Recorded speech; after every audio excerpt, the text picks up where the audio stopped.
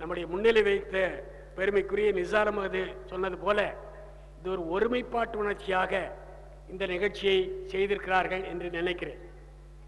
நேற்று வெளியிட்ட அந்த நூல் நண்பர் காதர் அவர்கள் ஒரு நிகழ்ச்சியை குறிப்பிட்டிருப்பார்கள். அது இந்து சமயம் போற்றக்கூடியது. நான் ஏற்றுவதற்காக கையில் வைத்திருக்கக்கூடிய மெழுகுவர்த்தி கிறிஸ்தவ சமயத்தினர் பெருமை கொண்டாடக்கூடியது. அதை ஏற்றுகின்ற நானோ இஸ்லாமியன், இதை விட ஒருமைப்பாடு என்ன வேண்டும் என்று கேட்டார் என்ற அளவிலே அந்த நூலிலே ஒரு செய்தி வருகிறது. அந்த ஒருமைப்பாட்டு உணர்ச்சி விளங்க வேண்டும், தொலங்க வேண்டும் என்பதில் தமிழ்நாடு என்றைக்குமே சளைத்தது அல்ல. மேடையிலே பார்த்தால் கூட நீர் அணிந்திருக்கக்கூடிய ஞானசுந்தரம் வைணவம் பற்றி பேச இருக்கிறார். அந்தந்த துறையில் வெவ்வேறு வகையில் இருக்கக்கூடியவர்கள் நாத்திகமே தன்னுடைய உயிர் மூச்சு என்று கொண்டிருக்கக்கூடிய நண்பர் பெரியார் தாசன் பௌத்தம் குறித்து பேச இருக்கிறார்கள். ஆக ஒருவருக்கொருவர் கொண்டு கொடுத்து, நானே கூட அதாவது என்ன முக்கியம் என்று கேட்டால் அதை படிக்கிற பொழுது அதுவாக இருக்க வேண்டியதுதான் முக்கியம். ஒரு இஸ்லாமிய நூலை எடுத்துக்கொண்டு நான் இஸ்லாத்துக்கு புறம்பான கருத்துக்களை சொன்னால் நான் தொடக்கூடாது. கிட்டத்தட்ட எல்லா சமய நூல்களையும் நான் சொற்பொழிவாற்றியிருக்கிறேன். மணிமேகலை சொற்பொழிவாற்றியிருக்கிறேன், தொடர் சொற்பொழிவு. சீவக சிந்தாமணி தொடர் சொற்பொழிவாற்றியிருக்கிறேன். பெருங்கதை தொடர் சொற்பொழிவாற்றியிருக்கிறேன். ராவணகாவியம் தொடர் சொற்பொழிவாற்றியிருக்கிறேன். இவற்றையெல்லாம் ஆற்றுகின்ற பொழுது, சீராப்புராணம் பேசுகின்ற பொழுது நான் உமரப்புலவராக இருப்பேனே தவிர செல்லப்பனாக இருக்க மாட்டேன். ராவணகாவியம் பேசுகின்ற பொழுது நான் செல்லப்பனாக இருப்பேனே தவிர குழந்தையாக இருக்க மாட்டேன். அந்த இலக்கியத்தில் என்ன சொல்லப்படுகிறது என்பதை எடுத்துச் சொல்வதில் ஒரு நடுநிலையோடு எடுத்துச் சொல்லக்கூடிய பாங்கு உண்மையிலே தமிழ்நாட்டில் நிலவு வருகிறது என்பதை எல்லோரும் அறிவார்கள். வாரியார் இருந்தார். வாரியாரை போல எல்லா சமயத்தையும் பேசுவதற்கு நாட்டில் ஆட்கள் உண்டா? அதே போல எல்லோருமே, நான் முன்பே கூட சொன்னது உண்டு, பக்கத்தில் திருப்பாதிரி புலியூர் ஞானியார்ஜிகள் வாழ்ந்து கொண்டிருந்தார்கள். அந்த மாதிரி ஆசிரியர்களாக இல்லையே என்று வருத்தப்படுகிறேன். நேற்று முன்தினம் புதுக்கோட்டையில் ஒரு நிகழ்ச்சி, ஏதோ பேச்சுவாக்கில் ஞானியாரடிகள் என்று சொன்னேன். ஒருவர் எழுந்து நின்று வணங்கி, ஐயா அவருடைய மாணவன் நான் என்றார். ஆசிரியருக்கும் மாணவருக்கும் அத்தகைய தொடர்புகள். அவருடைய பெயரை சொல்கின்ற பொழுதே மயிர்கூச்செறிந்து எழுந்து கண்களில் நீர் மல்க நான் அவருடைய மாணவர் என்று சொல்லக்கூடிய அளவுக்கு ஆசிரியர்கள் வாழ்ந்திருக்கிறார்கள், வளர்ந்திருக்கிறார்கள். நான் ஏதோ பொதுவாக சொல்வதாக நினைக்க வேண்டாம். ஆசிரியர்கள் மனது வைத்தால் எந்த நாடும் உருப்படும், இல்லைன்னா இல்லை. நான் நிகழ்ச்சியை சொல்லுகிறேன். நான் 7வது வகுப்பு படித்துக் கொண்டிருந்த பொழுது என்னுடைய ஆசிரியர் ஒருவர், நஞ்சுண்டையர் என்று பெயர், நண்பர் ஞானசுந்தரம் அவர்களுக்கு தெரியும். நீங்க இருந்த அதே வேலூர்ல அந்த குறுக்க இருக்கக்கூடிய அந்த ஓட்டுவில்லை கட்டடத்துல எங்களுடைய வகுப்பே வருவார். 5 அடிக்கு உயரம் குறைவு. நம்ம அசோக்குமாருக்கு பக்கத்துல கழுத்துக்கு வருவாரோ என்னவோ அது கூட தெரியாது. அவர் எப்பவுமே ஒரு கோட்டு, தலையில் உருமாலை இதெல்லாம் இருக்கணும். அந்த காலத்து ஆசிரியர்களுக்கு ஒரு நாளும் அவர் போட்டது கிடையாது. மூலையில் ஒரு ஆணி அடித்திருக்கோம், அதில் கொண்டு வந்து அதை கழட்டி தொங்க விட்டு கொள்வார். என்றைக்கு கல்வி அதிகாரி வருகிறாரோ அன்றைக்கு தான் போட்டுக் கொள்வார். அவர் எங்களுக்கு வரலாற்று பாடம் நடத்துவார். அப்பொழுதெல்லாம் சம்பளம் என்ன இருக்கும்? 15 ரூபாய் 18 ரூபாய், அவ்வளவுதான். இந்தியாவில் வெளிநாட்டுக்காரர்கள் படையெடுக்க கொண்டிருப்பதற்காக வாய்ப்பு கிடைக்காதா என்று பார்த்து கொண்டிருக்கிறார்களாம். பதுங்கி கொண்டிருக்கிறார்கள். அந்த எல்லைக்கு, இமயமலைக்கு, அந்த கணவாய்களுக்கு அந்த பக்கம் வெளிநாட்டுக்காரர்கள் இந்தியா மீது பாய பதுங்கி கொண்டிருக்கிறார்கள் என்று ஓடி போய் கரும்பலை கீழே உட்காந்துவார். அப்பெல்லாம் இப்படி சுவரில் இருக்கிறது இல்லை, ஒரு ஸ்டாண்ட் வச்சு அதில் ஒரு பலகை இருக்கும், அதுக்கு கீழே போய் உட்காந்துக்கார். அவரே குள்ளம், அதற்கு கீழே போய் உட்காந்துக்கார். நாங்கள் ஒன்றும் சிரிக்க ஒண்ணு முடியும், அப்படியே பார்த்துக்கிட்டே இருக்கணும், அவ்வளவுதான். இங்க பிருத்திவிராஜனுக்கும் ஜெயச்சந்திரனுக்கும் சம்யுக்த காரணமாக போர் தோன்றியதோ இல்லையோ வந்து குதித்தார்கள் பாருன்னு அங்கிருந்து ஓடி வந்து ஒரு குதித்து மேச மேலே ஏறி நிற்பார். இது நான் சொல்வது 60 ஆண்டுகளுக்கு முன்னாலே நடந்த நிகழ்ச்சி. இன்றும் என் கண்ணில இருந்து மறையாத சூழ்நிலையிலே இருக்கிறார். அவர் அந்த ஆண்டு ஓய்வு பெறுகிறார். என்னுடைய வகுப்பு ஆசிரியர். மாலையில சென்றோம். ஐயா, உங்களுக்கு ஒரு தேநீர் விருந்து இன்றைக்கு, தேநீர் விருந்தின் பிறகு உங்களை வீட்டுக்கு அழைத்து செல்ல இருக்கிறோம். நான் சத்தியம் சொல்லுகின்றேன், தேநீர் விருந்து என்றால் என்ன என்று கேட்டார். அதாவது தொழிலை தவிர வேற எதுவுமே தெரியாதவர்கள். தேநீர் விருந்து என்றால் என்ன என்று கேட்டார். இல்லையா, நம்ம எல்லா மாணவர்களும் இருப்பார்கள், ஆசிரியர்கள் அனைவரையும், நம்முடைய வகுப்பு மாணவர்கள் இருப்பார்கள், ஆசிரியர்கள் எல்லோரையும் அழைப்போம். ஒரு இனிப்பு காரம் தேநீர் கொடுத்து உங்களுக்காக ஒரு பட்டு வேட்டி பட்டு துண்டு எடுத்து வைத்திருப்போம். அந்த பட்டாடையை உடுத்தி வீட்டுக்கு கொண்டு விட்டு வருவது அந்த காலத்து முறை. ஒரு ஓய்வு பெற்றவருக்கு ஒரு பட்டாடை அணிவித்து வீட்டில் விட்டு விடுவது முறை. அதுபோல இதை செய்ய இருக்கிறோம் என்று. உடனே கேட்டார், இதற்கு எவ்வளவு செலவாகும் என்று கேட்டார். நான் சொன்னேன், அன்றைய சூழ்நிலையில ஒரு 25 ரூபாய் ஆகலாம். ஏன் அவர் சொன்ன மறுமொழி என்ன தெரியுங்களா? இன்றைக்கு நினைத்தாலும் எனக்கு கண்களில் நீர் வரும். அவர் சொன்ன மறுமொழி, ஏண்டா 25,000 ரூபாயை கொண்டு போய் 25 ரூபாயை கொண்டு போய் செலவழிச்சு இப்படி வீணாக்குறீங்க? என் கையில் அந்த தொகையா கொடுத்துட்டீங்கன்னா என் வீட்டில் 2 மாசத்துக்கு ஒலை பொங்கும்டான்னு. அந்த 25 ரூபாயை கையில பணமாக கொடுத்தால் அடுத்த 2 மாதத்துக்கு வீட்டில் ஒலை பொங்கும் என்று சொன்ன நிலையில வாழ்ந்தவர்கள் இந்த ஆசிரியர்கள். நான் இன்றைக்கு அதிகமாக கேட்க விரும்பவில்லை. பொருளாதாரத்தில் இன்றைக்கு எந்த ஆசிரியரும் நஞ்சுண்டையராக இல்லை. ஆனால் சொல்லி தருவதில், மாணவர்களை நெறிப்படுத்துவதில் நஞ்சுண்டையர்களாக இருக்கிறீர்களா என்பதை கை வைத்து பார்த்தால் போதும் என்ற அந்த ஒரு நிகழ்ச்சிக்கு மேலே உள்ளே போய் ஒரு சமுதாயத்தினுடைய பழியை வாங்கிக் கொள்வதற்கு நான் தயாராக இல்லை. அப்படி ஏன் சொல்ல வந்தேன் என்று கேட்டால், பொறையோடு வாழ்ந்த மக்கள் பலர் இருந்திருக்கிறார்கள். ஞானியாரடிகளை சொன்ன பொழுது சொன்னேன். ஞானியாரடிகள் திருப்பாதிரி புலியூர் பக்கத்தில் ஒரு ஊருக்கு ஒரு நாள் மாலையில் போயிருக்கிறார். போன உடனே அந்த ஊரில் இருப்பவர்கள் எல்லாம் முழுக்க வைணவர்கள். இங்கே பார்த்தா சைவர்களும் ஒரே வீட்டில் நம்ம பார்க்கலாம். திருநெல்வேலி பக்கம் அண்ணன் வைணவராக இருப்பார், தம்பி சைவராக இருப்பார், தங்கச்சி கிறிஸ்தவராக இருப்பார். ஒரே வீட்டில் மாலையில் 4 மணி ஆச்சுன்னா சிவன் கோயிலுக்கும் விஷ்ணு கோயிலுக்கும் மாதா கோயிலுக்கும் போகக்கூடிய நிகழ்ச்சியை பார்க்கலாம். அந்த பக்கத்தூரில் போனவர்கள் அவங்க எல்லாம் வைணவர்கள். இவர் போனார். பெரியவர் போன உடனே அவரை வரவேற்று விட்டு, ஐயா எங்களுக்கு ஏதாவது கொஞ்சம் அறிவுரை சொல்லுங்களேன் என்று கேட்டார். அவர்கள் வைணவர்கள், இவரோ பழுத்த சைவர். ஞானியாரடிகள் இல்லை என்று சொன்னால் தமிழாசிரியர்கள் இவ்வளவு பேர் வருவதற்கு நாட்டில் வாய்ப்பு உண்டா? தமிழை வளர்த்த முதல் துறவி என்றால் ஞானியாரடிகளை சொல்லணும். அவருக்கு இருந்த செல்வாக்கை வைத்து ஆங்கிலேய ஆட்சியில் தமிழ் வகுப்புகள் நடத்துவதற்கு போதிய ஆசிரியர்கள் என்ற பொழுது தமிழாசிரியர்கள் பயிற்சி கொடுத்தால்தான் பள்ளிகளில் தமிழை நிரூபிக்க முடியும் என்கின்ற அடிப்படையில் திருவையாற்றிலும் மற்ற இடங்களிலும் மதுரை தமிழ்ச்சங்கத்தை நிறுவுவதற்கு துணையாக இருந்தவர் ஞானியாரடிகள். போனார். அவர்கள் வைணவர்கள். அவர்கள் என்ன நினைத்தார்கள்? அவரோ சைவர், நம்மிடத்தில் சைவ கருத்தை சொல்ல மாட்டார். நாம் அவர்களுக்கு வைணவ கருத்தை எதிர்பார்க்க முடியாது. ஆகையினால ஏதோ சைவத்துக்கும் வைணவத்துக்கும் எல்லாத்துக்கும் பொருந்திய பொதுவான சில கருத்துக்களை சொல்வார் என்று மட்டுமே எதிர்பார்த்தார்கள். நான் ஒரு நிகழ்ச்சி சொல்றது தப்பா இருக்காதுன்னு நினைக்கிறேன். தமிழ்நாட்டில் எனக்கு பிடித்த நல்ல நகைச்சுவையாளர் திருக்குறளார் ஐயா அவர்கள் தான். ஏன்னா ஈரோடுல நண்பர் ஜெகதீசன் தமிழன் அறையில் தங்கியிருந்தோம். அவரே இருந்தார். சில இஸ்லாமிய பெருமக்கள் வந்தார்கள். வந்தவர்கள் ஐயா திருக்குறளாரை பார்த்து, ஐயா மீலாது நபியில நீங்கள் கலந்து கொள்ள வேண்டும் என்று கேட்டார்கள். அவர் சரின்னு சொல்லிட்டார். சொன்ன உடனே அவர்கள் போன உடனே நான் கேட்டேன், ஐயா அந்த இஸ்லாமிய நெறிமுறைகள்லாம் கொஞ்சம் ஒழுங்கா உங்களுக்கு தெரியுமா? அந்த மேடை நாகரிகம் சிலது உண்டு. ஆண்டவனை அவன் என்கலாம். ஆனால் நபிகள் நாயகத்தை தவறி கூட ஒருமைப்பாட்டில் சொல்லிட்டு அந்த ஆயுள் முறுக்கு உங்களுடைய கண்ணிலே விழிக்க மாட்டார்கள். இந்த கட்டுப்பாடெல்லாம் தெரியுமான்னு கேட்டேன். அவர் வேடிக்கை சொன்னாரு, இது எதுக்கு சிலம்பு? இதெல்லாம் நமக்கு எதுக்கு? திருடாதேங்கிறது எல்லாத்துக்கும் பொது தானே. 5 நிமிஷம் திருடாதேங்கிறத பற்றி என்னென்ன உண்டு அதையெல்லாம் சொல்றது. சொல்லி முடிச்சுட்டு, இதை விவரிக்க நபிகள் நாயகம் தோன்றினார். பொய் பேசாதேங்கிறதுக்கு ஒரு 5 நிமிஷம் பேசி முடிக்க வேண்டியது. முடிச்சுட்டு இதை விவரிக்க நபிகள் நாயகம் தோன்றினார்னா பேச்சு தீர்ந்து போச்சு. இதுக்கு எதுக்கு எனக்கு இஸ்லாம் தெரியணும்னு. அவ்வளவு அருமையான நகைச்சுவையாளர் அவர். அதுபோல அவர்கள் நினைத்திருந்த பொழுது பேச மாட்டார்கள் நினைத்தார். ஆனா அவர் என்ன செய்தார் தெரியுங்களா? ஞானியாரடிகள் 3 மணி நேரம், 3 மணி நேரத்துக்கு குறைஞ்சு பேச மாட்டார். நல்ல ஒரே ஒரு முறை தான் பேச்சு கேட்டிருக்கேன். அந்த கால் மேல கால் போட்டு உட்கார்ந்தா மிக உயரமா இருக்கு, அருமையான தோற்றம். அந்த 3 மணி நேரமும் வைணவர்கள் விரும்புகின்ற ஒரு நல்ல பாசுரத்தை எடுத்து, மார்கழி திங்கள் மதி நிறைந்த நன்னாளில் என்ற பாசுரத்தை எடுத்து வைணவர்களுக்கே தெரியாத விளக்கங்களை எல்லாம் சொல்லியிருக்கிறார். அந்த வைணவர்கள் மெய் மறந்து போய் அவருக்கு ஒரு மாலை போட கொண்டிருந்ததற்கா மாலை இல்லை. ஊருக்குள்ள போனாங்க. பெண்கள் கூந்தல் வைப்பதற்காக கட்டி வைத்திருந்த அந்த பூ மாலை இருக்கு இல்லைங்களா, பூ உருண்டை, அதை வாங்கி கொண்டு வந்து நீள மாலையா தமிழ்நாட்டில் ஆளுயர மாலை போட்டது முதல்ல ஞானியாரடிக்கு தான். இப்ப யாருக்கு வேணாலும் போடுறாங்க. அது மட்டும் இல்ல, நான் வேடிக்கையா சொல்றது, மாலை சின்ன மாலையா கூட கொண்டு வரது இல்லைங்க. 4 பேர் சேர்ந்து தூக்கிட்டு வர்றான். 4 பேர் சுற்றுறது அவள் நல்லது இல்லை. ஆனால் இது 4 பேர் தூக்கிட்டு வர்றான். தூக்கிட்டு வந்து இங்கிருந்து போட போற மாதிரி போறான். அதுக்குள்ள இவர் தலையை இப்படி இழுத்துக்கிறார். அந்த மாலை கழுத்துக்கே போறதில்லை. அது அவர் குற்றமும் அல்ல, ஒரு அருமையான தூய வெள்ளை சட்டை போட்டு வந்திருப்பாரு. ரோஜா பூவில் நல்ல தண்ணி தெளிச்சு கொண்டு போட்டா வர்ற போது வெள்ளை சட்டையோட வந்து போற போது சிவப்பு சட்டையோட போகணும்.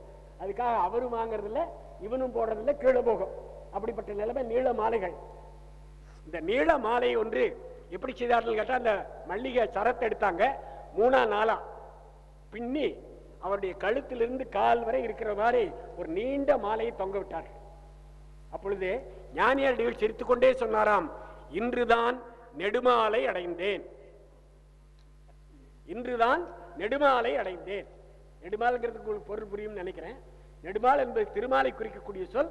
நீண்ட மாலையை அறிந்தேன் என்று இப்படியெல்லாம் பொறுமையுடன் வாழ்ந்த நாடு இந்த நாடு.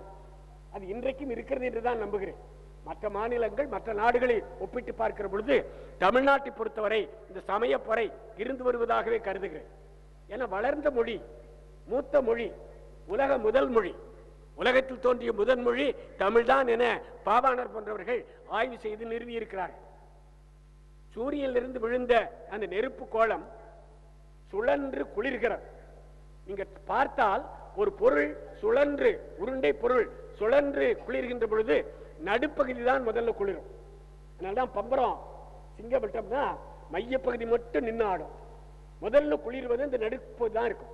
ஆகவே இந்த நெருப்பு பந்து விழுந்த போது முதல்ல குளிர்ந்த பகுதி நிலக்கோட்டு நடுக்கோட்டு பகுதியாகிய நம்ம பூமத்திய ரேகைன்னு சொல்றோம் இல்லைங்களா, அந்த பகுதி. நேற்று ரொம்ப அருமையாக சீமான் மிக அருமையாக சொன்னார்கள். அருமையான தமிழ்ச்சொல் இருக்க வட சொல்ல ஏன் கையாளு பூமத்திய ரேகை. அவனுக்கு என்னன்னே புரியாது. நில நடுக்கோடுன்னு சொல்லிட்டு போவேன். இப்போ எங்க பெண்களை கேட்டா சஷ்டி கொண்டாடுறோம், அஷ்டமி கொண்டாடுறோம். என்ன சஷ்டி, என்ன அஷ்டமி, என்ன பிரதம, தமிழ் சொல்லிட்டு அவங்களுக்கு அந்த பெருமையே போயிடும். ஏன்னா பிரதமைன்னா முதல் நாள் சந்திரன் வளர்ந்து தேய்கிறான்.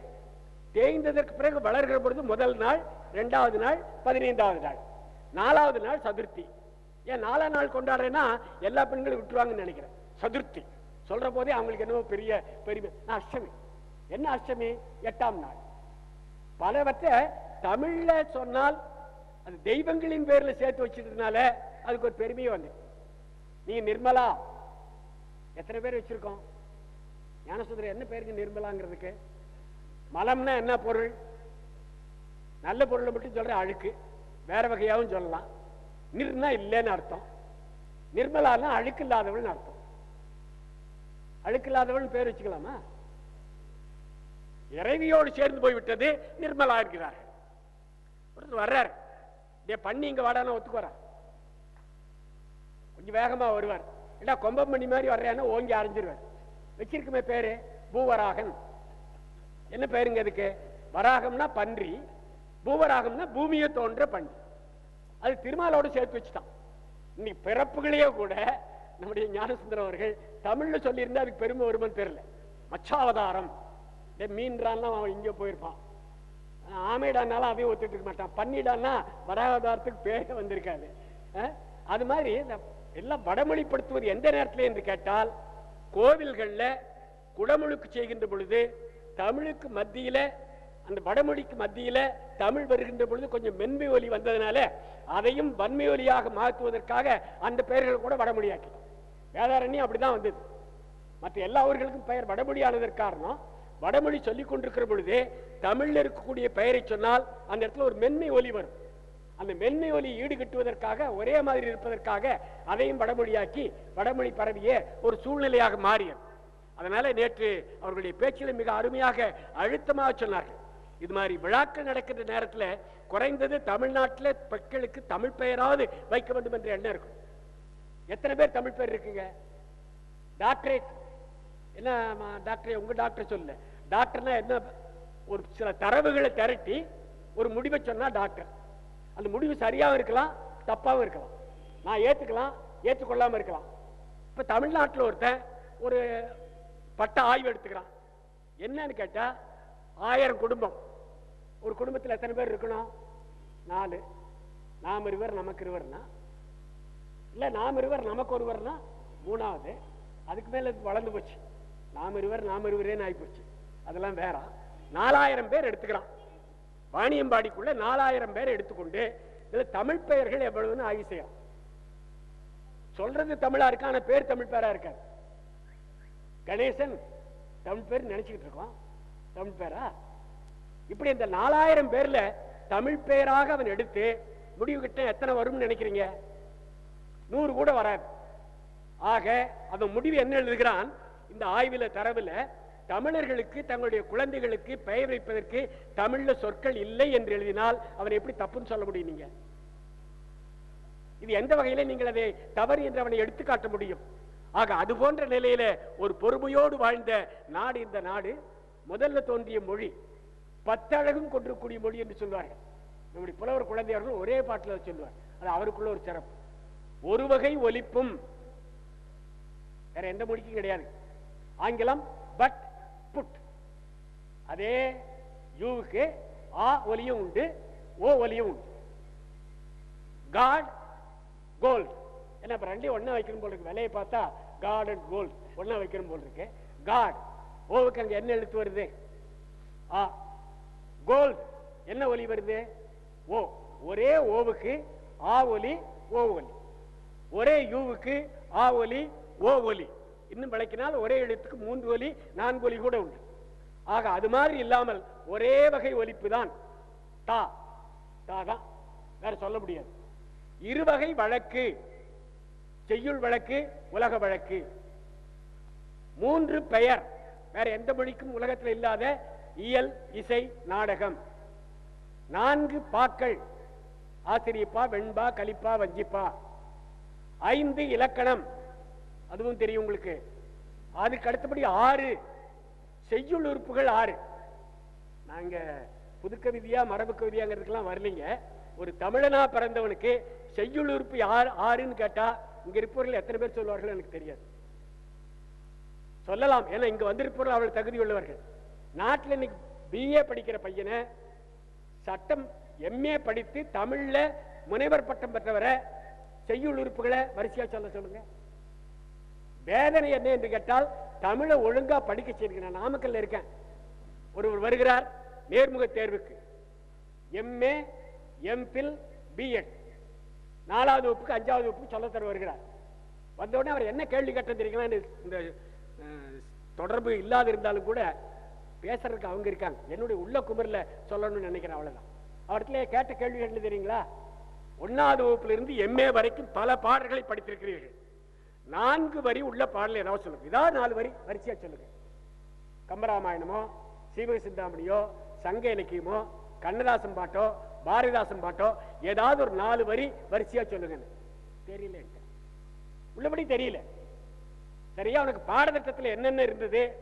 தொல்காப்பியம், சீவக சிந்தாமணி நிறைய சொன்ன. தொல்காப்பியத்தை சொல்றியே, தொல்காப்பியத்துல இயல்ல என்ன சிறப்புன்னு கேட்டேன். தொல்காப்பிய இயல் அமைப்பில் ஒரு சிறப்பு இருக்கிறதே. திருக்குறள் ஒரு குறளுக்கு 10 என்று வைத்திருப்பது போல தொல்காப்பியத்தில் இயல்ல ஒரு சிறப்பு இருக்கேன்னு கேட்டா அவர் இயல்னாவே தெரியல. கடைசியில் பின்ன எப்படிதான் படிச்சியான்னு கேட்டா நான் தொல்காப்பியத்தை தொட்டு பார்த்ததே கிடையாதுங்க. ஏதோ நோட்ஸ் அனுப்பிச்சாங்க, படிச்சேன். சரி, சீவக சிந்தாமணி சொன்ன. சீவக சிலப்பதிகாரம்னா காதை, கடலாடு காதை. கம்பராமாயணம்னா படலம். சீவக சிந்தாமணினா ஏதோ ஒன்று இருக்கும் இல்லவா, அது என்ன, அந்த சிற்றுறுப்புக்கு என்ன பேருன்னு கேட்டா அதுவும் தெரியல. நீ கேட்டுக்கிட்டே வந்தேன். பாதி தூத்துக்குடியிலிருந்து நாமக்கலுக்கு வந்திருக்க நேர்முக தேர்வுக்கு. இந்த ஊர்ல ஒரு பெரிய கவிஞர் இருந்தார். அந்த கவிஞர பெயராவது தெரியுமான்னு கேட்டேன்.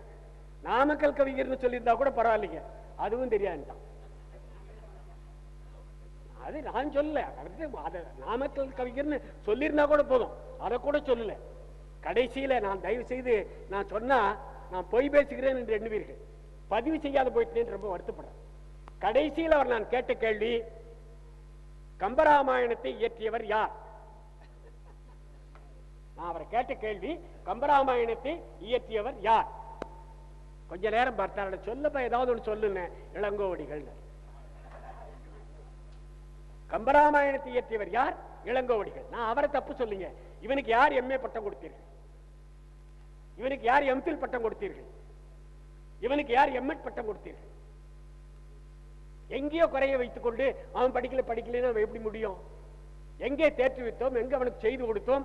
என்ன வாய்ப்புகளை தந்தோம்? இந்த அளவுக்கு இருக்க மாணவன் நடத்தினா அவனுக்கு என்ன தெரியுங்க? நான் இன்னும் கூட சேர்க்கிறேன். தமிழ் என்னுடைய தங்கை மகன் இப்போ பனிமலர் என்னமா ஜேபிஆர் நடத்துறாரு, அதுல முதல்வராக இருக்கான், பிஇ முடிச்சுட்டு. அருளாளன் பேருங்க. ஏன்னா எங்க குடும்பத்துல இருந்தாலும் கொஞ்சம் நல்ல தமிழ் பேராக வந்தது. அருளாளன் பேரு. ஒரு நாள் ஏதோ ஒரு ஆங்கில சொல்ல கொடுத்து பொருள் பாடுறான்னு புரட்டிட்டே இருந்தான். அதாவது அகராதி பார்த்து அவனுக்கு பழக்கம் இல்லை, அப்படி இப்படி புரட்டிட்டு இருந்தான். என்னடா ஒரு பிஇ படிக்கிற மாணவனுக்கு அகராதி பார்க்க தெரியல, என்னடா படிப்பு உங்க படிப்புன்னு அமைதியானவன் பேசாம இருந்தான். ஒரு 10-15 மணித்துளி கொடுத்து இதை திருப்பி, மாமா நான் சில கேள்விகள் உங்களை கேட்கலாமான்னு. கேளப்பான்னு. அகராதி எத்தனை பேர் வீட்டில் இருக்குதுன்னா. நல்ல கேள்வி. அடுத்த கேள்வி கேட்டான், தமிழுக்கு தமிழ் அகராதி எத்தனை பேர் வீட்டில் இருக்கு.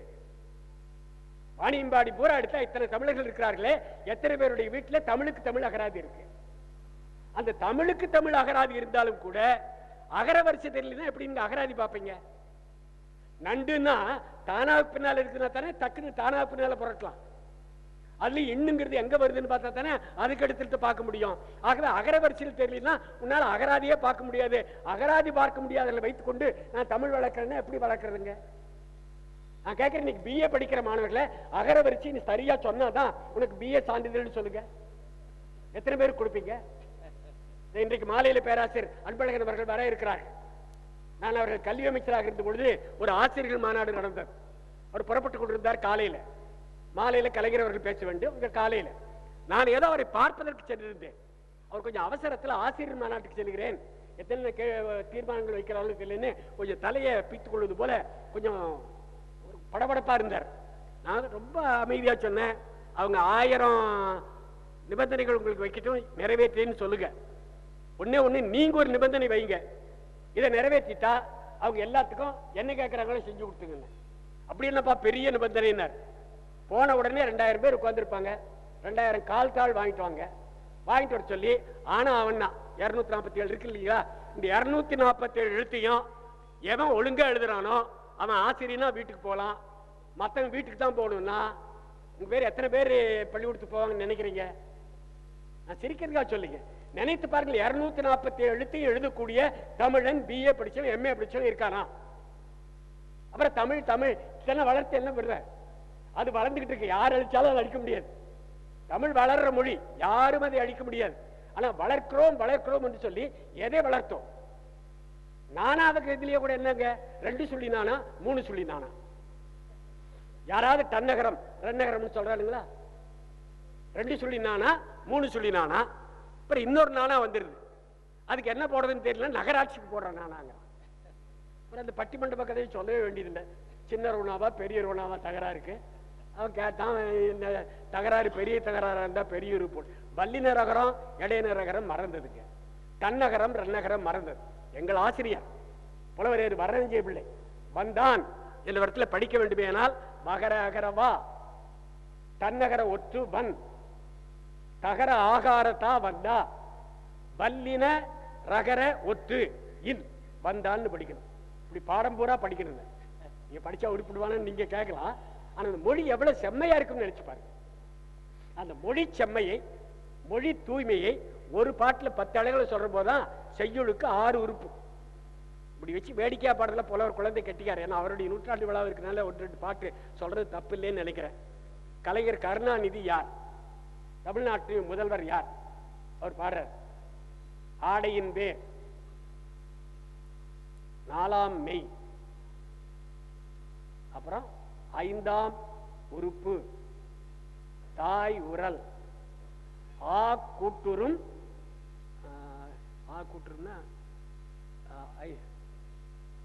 கூட்டுறும் ஆடையின் பேர் கலை, 4ஆம் மெய் கா நா சா ஞா, ஆ கூட்டுறும் கலைஞா, 4ஆம் மெய், 5ஆம் ஈறு. அதுக்கு தான் சொல்ல வந்தேன். 5ஆம் ஈறு என்ன? ஞா 4ஆம் மெய் ஞா, இங்க 5ஆம் ஈறு அன் அள் ஆள் ஆள் அர், இத்தனைக்கு வரணும் அவன். அப்ப இங் பிளஸ் அர் கலைஞர். அப்புறம் தாய் உரல் கரு, என்னென்ன கா ஞா சா ஞா டால், 6ஆம் மெய் ஆ கூட்டுறும் 6ஆம் மெய் கருணா, பொன் குவைகொள், பொன் குவை என்பது நிதி, கருணாநிதினு பாட்டு போடுவார். ஆறாம் உறுப்பு என்பது கண்டு வர்றதுக்கு இவ்வளவு கஷ்டம் நமக்கு இருக்கும். பழைய புலவர்களுக்கெல்லாம் மிக எளிமையாக இருந்திருக்கும். ஆக அந்த வகையில் 6 உறுப்புகள், 7 திணைகள், 8 நூல் எழுதுகின்ற முறைகள், 9 மெய்ப்பாடுகள், 10 அழகு, இத்தனையும் கொண்ட மொழி தமிழ் மொழி என்பதில் நமக்கு எந்த ஐயப்பாடும் இல்லை. இந்த தமிழ்ல தோன்றிய நூல்கள் ஏராளம் ஏராளம். அதுல சமய நூல்கள் இருந்தனவா இல்லையா தெரியாது. ஒரு காலத்தில் இந்த நாடு குமரி முனைக்கும் தெற்கே குமரி குன்றம் இருந்தது. அங்கிருந்து ஒரு ஆறு ஓடியது, குமரி ஆறு. அந்த குமரி குன்றத்துக்கும் பலகல் அந்த பக்கம் பல மலை ஒன்றாக சேர்ந்த ஒரு தொடராக இருந்தது. தொடர் நம்ம சொல்ல பன்மலை. அந்த பன்மலையிலிருந்து ஒரு ஆறு ஓடியது, அது பகருளி ஆறு. அதற்கு தெற்க நீண்ட நிலம் இருந்தது, அது பாலி நாடு, தென்பாலி நாடு. தெற்கு பகுதி இருந்ததுனால தென்பாலி நாடு. இந்த பகுதியெல்லாம் இருந்த தமிழை கடல் கொண்டது. ஏன் கடல் கொண்டது? தமிழ் எப்படிப்பட்ட தமிழ்? தனித்தனி சொல்லில் இன்பம், தலைபட தொடரில் இன்பம், நுனிப்பொருள் காணின் இன்பம், நுண்பொருள் நோக்கின் இன்பம். தமிழுக்கு எத்தனை இன்பம் இருக்கு பாருங்க. தனித்தனி சொல்லில் இன்பம், தலைபட தொடரில் இன்பம், நுனிப்பொருள் காணின் இன்பம். மேலால பார்த்தா ஒரு பொருள் இருக்கும். நேற்று காதருடைய நூல்ல பல இடத்துல இப்படி மேலாக இருக்கக்கூடிய பொருளையும் சொன்னாங்க, உள்ள இருக்கக்கூடிய பொருளையும் சொன்னாங்க. நுனிப்பொருள் காணில் இன்பம், நுணுகி உள் நோக்கில் இன்பம். நுணுகர் தன்மையே போச்சு, வேணுமான்னு கேட்காதீங்க. வரஞ்சி பிள்ளை எங்களுக்கு பாடம் நடத்துவார். ஏபவும் செய்கலான் தான் தேரான் அவ்வுயிர் போமளவும் ஓர் நோய். ஏண்டா போமளவும் இருக்க என்னன்னு கேட்பார். எங்களுக்கு என்ன 4வது வகுப்புல என்ன தெரிய போகுது? அவரே அளபடையும். ஏண்டா இந்த அளபடை இந்த இடத்துல போட்டான் பார். அளபடியே தெரியாது, ஏன் இந்த இடத்துல போட்டான்னா நாங்க விழிச்சுக்கிட்டு இருப்போம். அவருக்கு ஒரு கதையவே சொல்லுவார். சொல்லிட்டு கடைசியில் சொல்லுவாரு, அந்த கதையெல்லாம் சொன்னா ரொம்ப நீண்ட நேரம் ஆகும். ஏதோ ஒரு திருமணமானவன் வீட்டுக்கு போனா இல்லை கதை வரும், அந்த கதையை 1/2 மணி நேரம் சொல்லுவார். அதாவது அந்த பெண் வீட்டுக்காரங்க கேட்டாங்களாம், மாப்பிள்ளைக்கு எல்லா லட்சணமும் இருக்காங்க. அவங்க சொன்னாங்களாம் எல்லா லட்சணமும் இருக்கும், ஒரு 2 லட்சணம் மட்டும் இல்லைன்னாங்களாம். அது அந்த கதையில் வருது. அந்த பெண் வீட்டுக்காரங்க பார்த்தாங்க, 32 லட்சணம் இருக்கணும் ஆணுக்கு, 2 தான் இல்லை. 32க்கு 2 இல்லை, மீதி 30 இருக்கு. 32க்கு 30ங்கிற போது 100க்கு 90க்கு மேல ஆயிப்போச்சு. பாஸ் மார்க்கே இப்ப 35 தானே. எந்த மாணவனாவது நினைக்கிறானுங்களா? நாமக்கல் ஒரு நாள் நடந்து போயிட்டு இருக்கேன், முன்னால் ஒரு பையன் போறான், எங்க வாத்தியார் மக கஞ்சண்டா அப்படின்னா. என்னடா கஞ்சன்? என்னங்க ஐயா, 35 மார்க் வாங்கணும் நான் வெற்றி பெறதுக்கு, ஒரு எண் குறைஞ்சு போச்சு 34. 1 போட்டா என்ன அப்போட்டு தேஞ்சா போச்சுங்கிறான். இதை அவன் சொல்றது நான் அவன் வாயிலிருந்து வந்த சொல்லல, நான் கொஞ்சம் அதை மென்மைப்படுத்தி சொல்றேன். ஆசிரியருடைய பரம்பரையே வருது அவனுடைய வாயில. எந்த மாணவனும் வாங்க வேண்டிய எல்லை 100 ஆயிட்டு, நம்ம 34 தான் நிக்கிறோம், 66 விட்டு விட்டோம்னு யாரும் நினைக்கிறது இல்லை. கடைசி எல்லாம் 35 வச்சிருந்தாங்களா, அதுல 1 குறைஞ்சு போச்சுங்கிறதுக்கா ஆசிரியருடைய பரம்பரையே வாயில வர வேண்டிய சூழ்நிலை இருக்கிறார். ஆக அவன் 2 இல்லைன்னு சொன்னே எல்லாருக்கும் கொடுத்துட்டாங்க. வீட்டுக்கு போனா ஒரு மாதிரி.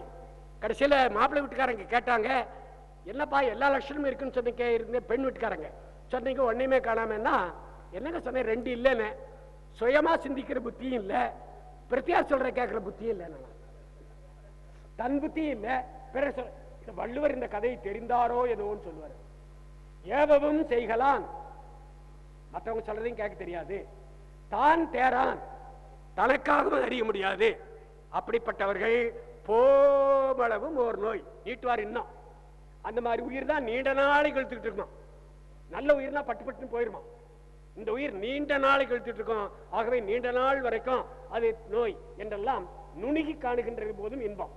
இந்த கடல் நினைச்சுதான் இவ்வளவு இருக்கிறமே. ஆமா 3 பங்கு இருக்கிறோம், அது 1 பங்கு தான் இருக்குது.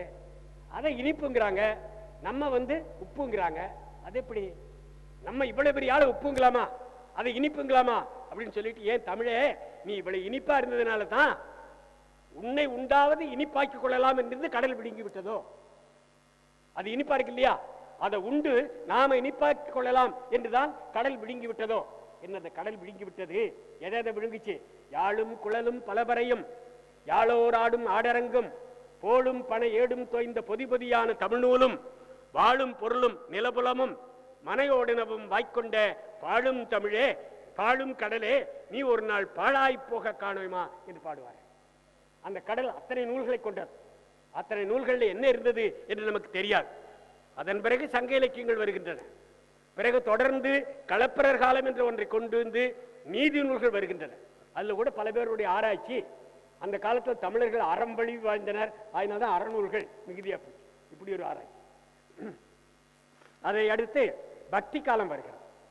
இந்த பக்தி காலத்தில் தான் மிக அருமையான தேவார திருவாசகங்கள் நிறைய பாடுகின்றார்கள். அதனை அடுத்து காவிய காலங்கள், புராண காலங்கள் இவையெல்லாம் வருகின்றன. பாரதிக்கு பிறகு தமிழ் மாறுகிறது. பாரதிக்கு பிறகு சமயங்களுக்கு தமிழ்ல வேலை உண்டா என்று கூட எனக்கு தெரியல. எழுதியவர் இஸ்லாமியரா இருக்கலாம், ஆனா இஸ்லாத்திய பற்றியதாக இருக்காது. எழுதியர் சைவராக இருக்கலாம், சைவத்தை பற்றியதாக இருக்காது. தமிழ் எழுதுவார். அதுபோல இப்ப எனக்கு ஒரு கேள்வி, இஸ்லாம் வளர்த்த தமிழா, இஸ்லாமியர் வளர்த்த தமிழா? என்ன பொருள் கொடுத்திருக்கீங்களோ எனக்கு தெரியாது. இஸ்லாம் வளர்த்த தமிழ் வேற, இஸ்லாமியர் தமிழ் வளர்த்த தமிழ் வேற. இப்போ அப்துல் காதர் இஸ்லாத்தை பத்தி எழுதினார்னா அது இஸ்லாத்தால வளர்ந்த தமிழ். அவர் இப்ப ஏதோ நேற்று உலக கவிஞர்கள்லாம் பாடினாங்க, அது இஸ்லாம் தமிழா? இல்லையே, அது ஒரு இஸ்லாமியர் வளர்த்த தமிழ். ஆக நான் நினைக்கிறேன், இஸ்லாமியர் வளர்த்த தமிழ் அல்லது பௌத்தர் வளர்த்த தமிழ் அவனுடைய பொருள்ல பேசினாலும் நல்லது. இல்ல பௌத்த நூல்கள் அந்த மத சம்பந்தமாக என்ன கருத்துக்களை தமிழ்ல தெளிவாக சொல்லி இருக்கின்றன என்று பேசினாலும் சரி, அது உங்களுடைய விருப்பத்து. என்னை கேட்டால் பௌத்த நூல் முதலா மணிமேகலை தான் தோணுது. தமிழ் மொழிபெயர்ப்பு என்பதற்கு இலக்கணம் வகுத்து கொடுத்த நூல் மணிமேகலை தான். பாலியில் இருக்கக்கூடிய ஆயிரக்கணக்கான சொற்களுக்கு நேரடி தமிழ் சொற்களை தருகின்றன. இஸ்லாமியர்கள் எடுத்துக்கொண்டால் எங்கேயோ புராணங்கள் எல்லாம் மறைஞ்சு போய் இருந்த காலத்துல ஒரு 18 புராணம் 2 நூற்றாண்டுகளுக்குள்ள சீரா புராணம் தொடங்கி ஏராளமான புராணங்கள் எழுதி தந்திருக்கிறார்கள். கிறிஸ்தவர்கள் எடுத்துக்கொண்டால் தமிழை வளர்த்ததே அவங்க தான் கூட சொல்ல, எழுதுனது குறைச்சவங்க. ஆனா அச்சு கண்டுபிடிச்சது, அகராதிகள் தொகுத்தது, இலக்கணம் நிறைய தந்தது, இதையெல்லாம் பார்த்தா தமிழ் வளர்வதற்குரிய வழிகளை அதிகமாக வகுத்து தந்தவர்கள் கிறிஸ்தவர்களோ என்று கூட எண்ண தோன்றுகிறது. ஆக ஒவ்வொருவரும் ஒவ்வொரு வகையில செய்திருக்கிறார்கள். எந்த வகையில் எடுத்துக்கொண்டாலும் நீங்கள் பார்க்க வேண்டியது அதில் கொஞ்சுகின்ற தமிழ்தான். தொடுக்கும் கடவுட் பழம்பாடல் தொடையின் பயனே, நரைவழுத்த துரைத்தீன் தமிழில் ஒழுகும் நறுஞ்சுவையே, அகந்தை கிழங்கை அகந்தெடுக்கும் தொழும்பர் உல கோயிற்கேற்றும் விளக்கே, வளர்ச்சிமைய இமய பொறுப்பில் விளையாடும் இளமென் பிடியே, எரிதரங்க முடுக்கும் புவனம் கடந்து நின்ற ஒருவன் திருவுள்ளத்தை அழகு ஒழுக எழுதி பார்த்திருக்கும் உயிர் ஓவியமே. எவன் எழுத முடியுங்க? பாடினவன் சைவனா இருக்கலாம். அதனால பாரதிதாசன் சொல்றான், இந்த பாட்டுக்கு ஈடா வேறொரு பாட்டு, குமரகுரு பாட்டு போல பாட முடியுமா என்று நாத்திய கவிஞன் பாரதிதாசன் பேசுகிறார். ஆக நம்முடைய தமிழ்நாட்டை பொறுத்தவரை எந்த சமயத்தில் இருந்தாலும் ஒரு பொது கருத்திலே ஒன்றுபடுவார்கள் என்பதை நீங்க மறந்துவிடக்கூடாது. ஒரு பொது கருத்திலே ஒன்றுபடுவார்கள். நான் பாரதிதாசன் சொல்றேன், பாரதிதாசனுக்கு ஒரு வேளை புலால் இல்லாமல் அவரால் உண்ண முடியாது. புறாவை பத்தி அவர் எழுதியிருக்கிற பாட்டை படிச்சுட்டு அவர் புறாக்கறியை சுவைச்சு சாப்பிடுற போது பக்கத்தில் உட்கார்ந்துருந்தோம்னா இவரா புறாவை எழுதினார்னு தோணும். புறாவை பத்தி அவ்வளவு மென்மையா எழுதிட்டு புறாக்கறி அப்படி உண்பார். அவர் எழுதுகிறார், சாப்பாட்டுல மகா கெட்டிக்காரர். ஏன்னா சாப்பாடு விருந்து இப்ப அந்த மண்டபத்தில் பார்த்து இலை போடுறதுலயே தகராறு, இப்படி போடுறதா இப்படி போடுறதா, அது அந்த பக்கம் வச்சு. வாழை இலையின் அடி உண்பார் வலப்புறத்தில் வீழ விரித்து, வாழை இலையின் அடி உண்பார் வலப்புறத்தில், இது இடப்புறத்தில் இருக்கு. காரணம் விரிகிற போது அந்த பகுதி 2வது விரியம் கொஞ்சம் கொழுந்தா இருக்கும், இந்த பகுதி கொஞ்சம் தடிப்பா பச்சையா இருக்கும். அதுல போட்டா சோறு ஒரு வகையா வாடை அடிக்கும். அதுதான், அதுல ஒன்றும் சாத்திரம்லாம் ஒன்றும் இல்லை. ஆழை இலையினிடை உண்பார் வழிப்புறத்தில் போட்டு சூழ காய்கறிகள் வச்சு சாப்பாட்டை போட்டு நெய் போடணுமா.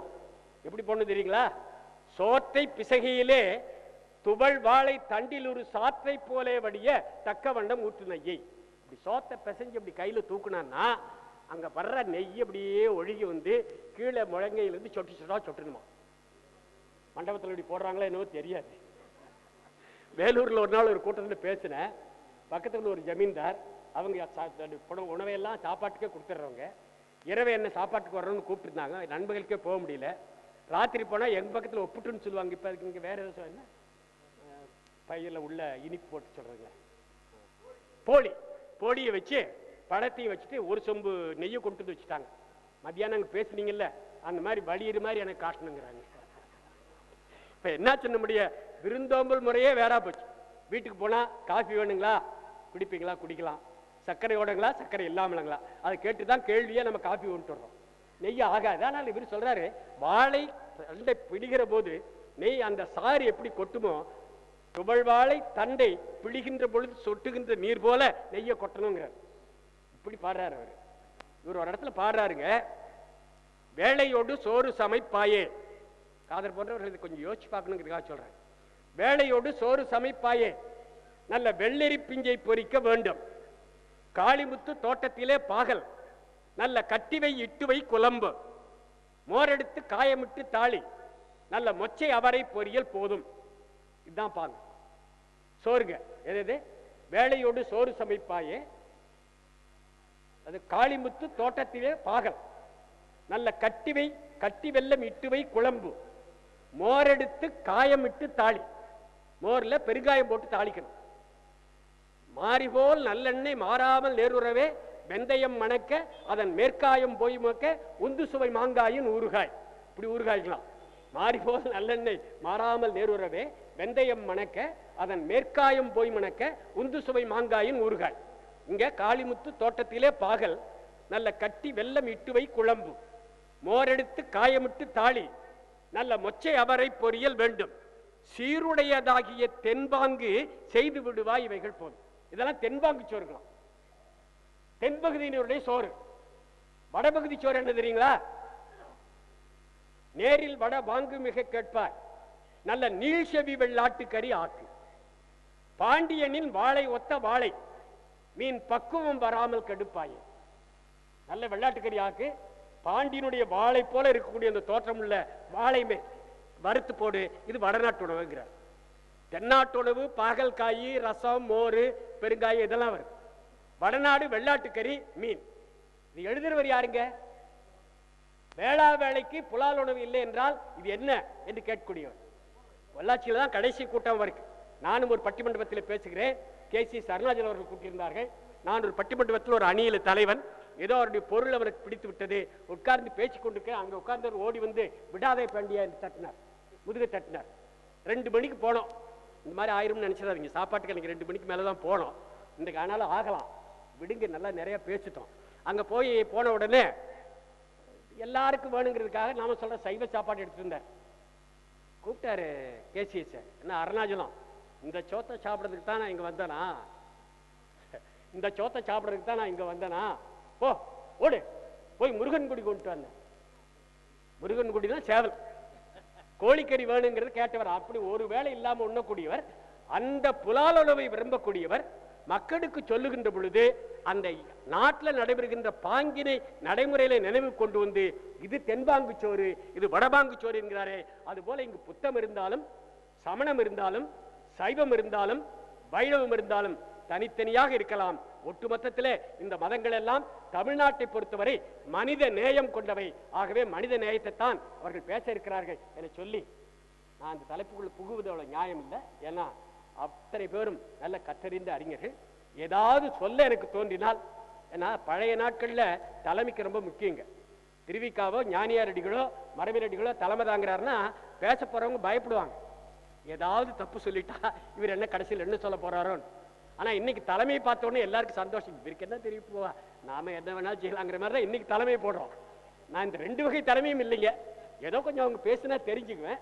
அதுல ஏதாவது என்னால் விளக்கம் சொல்லக்கூடியது இருக்குமானால், நேரம் அனுமதிக்குமானால் அவற்றை செய்வேன்னு சொல்லி நான் சொன்னதனுடைய முழு கருத்து, தமிழை நன்றாக கற்கின்ற வகையிலே வளர்ப்பதற்கு இந்த சமயங்கள் என்ன செய்தன என்பதை சொல்வதும், மனிதநேயத்தோடு வாழ்வதற்காக இந்த உலகம் விரிவடைவதற்கு என்ன கருத்துக்களை இந்த மதங்களில் சொல்லப்பட்டிருக்கின்றன என்பதையும் கொஞ்சம் விரிவாக அவர்கள் எடுத்துச் சொல்லி மக்களுக்கு நல்லறிவு ஊட்ட வேண்டும் என கேட்டு அமைகிறேன். வணக்கம்.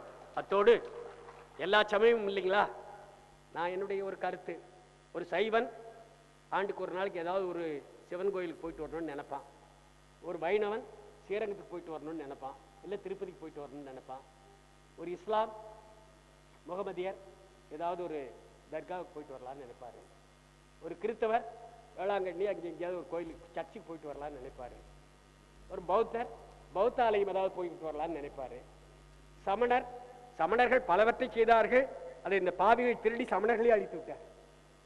தீபாவளிங்கிறது இங்கே சமணர் இருக்கா தலையாற்றார். தீபாவளி நம்ம நோம்பியே அல்லங்க, சமணர்களுடைய விழா. ஒரு ஐப்பசி அமாவாசைக்கு முன்னாள் பாபாபுரி என்ற இடத்துல மகாவீரர் மறைந்து விட்டார். உடனிருந்த சீடர்கள் விளக்கை ஏற்றி வைத்து வழிபட்டுக் கொண்டிருக்கிறார்கள். அதற்கு பிறகு ஆண்டுதோறும் அந்த நாளில் விளக்கை ஏற்றி வைத்து மகாவீரரை நினைப்பது வழக்கமாக இருந்தது. அது தீபாவளி. அதை